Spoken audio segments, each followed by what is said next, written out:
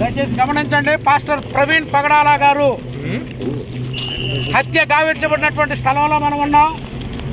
Police అధికారులు కానీ, ప్రభుత్వ అధికారులు కానీ, రాజకీయ నాయకులు కానీ దీనిని యాక్సిడెంట్గా చిత్రీకరిస్తూ ఉన్నారు. ఈ యాక్సిడెంట్ జరిగిన ప్రదేశానికి కొన్ని కిలోమీటర్ల దూరానే ప్రవీణ్ పగడాల గారి బండి యొక్క లైట్లు డ్యామేజ్ అయినాయి, మెయిన్ లైట్లు ఆగిపోయినాయి. ఇంత దూరం ఇక్కడికి వచ్చిన తర్వాత యాక్సిడెంట్లు అంటున్నారు. యాక్సిడెంట్ జరిగిన బండిని ఇక్కడ మనం లైవ్లో చూస్తూ ఉన్నాం. ఈ బండి యాక్సిడెంట్ అయితే కనీసం ముందు కానీ వెనక కానీ చిన్న డ్యామేజ్ అయిన పరిస్థితులు ఇక్కడ లేవు.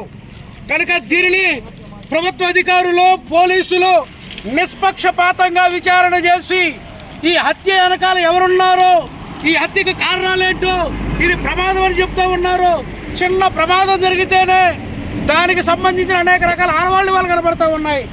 ఇంత పెద్ద బుల్లెట్ ఇక్కడ మనం చూస్తూ ఉన్నాం. మొహం మీద హెల్మెట్ పెట్టుకుని ఉన్నారు. మొహం అంతా చిత్రమైపోయి ఉంది. నేను చూస్తే ఇక్కడ కర్రలు కూడా ఉన్నాయి. దాని ఆడవాళ్ళు మొత్తం ఏమి ఇక్కడ కనపడతలేదు. పోస్ట్ మార్టం చేశారో, పోస్ట్ మార్టం రిపోర్ట్ అంటున్నారు. ఇవాళ రిపోర్ట్లు తారుమారు చేయడం డాక్టర్ల చేతిలో ఉన్న పని. కనుక ప్రవీణ్ పగడాల గారు ప్రయాణం చేస్తున్న దారి పొడవునా ఉన్న సీసీ ఫుటేజ్లు బయటికి రావాలి.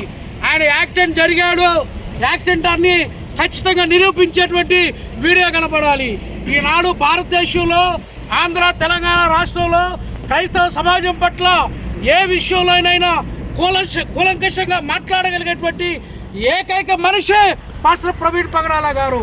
ఇన్ని కోట్ల మంది ఉన్నటువంటి క్రైస్తవుల ప్రతినిధిగా ఉన్న ప్రవీణ్ పగడాల గారు చనిపోతే రాజకీయ నాయకులకు పడతల్లా, పోలీస్ అధికారులకు పడతల్లా.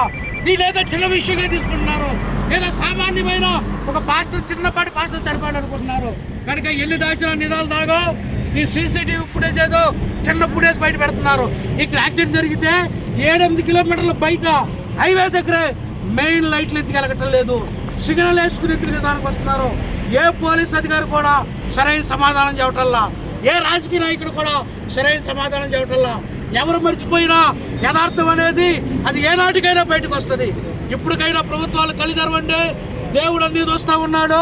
ప్రభుత్వాలు పట్టించుకోకపోతే, పోలీసులు పట్టించుకోకపోతే దాని మూల్యం దేవుడు మీ పట్ల చూసుకుంటాడు. కనుక ఎప్పుడైనా క్రైస్తవ సమాజం కళ్ళు తెరవండి, రాజకీయ నాయకులు కళ్ళు తెరవండి. ఈ మరణం పట్ల స్పష్టమైన నిజ నిర్ధారణ ప్రజలకు తెలియపరచండి. అప్పుడు ప్రజల్లో ఉన్న అపోహలన్నీ తొలగిపోతాయి. కనుక ఈ విషయాన్ని మీరంతా గుర్తుపెట్టుకోండి.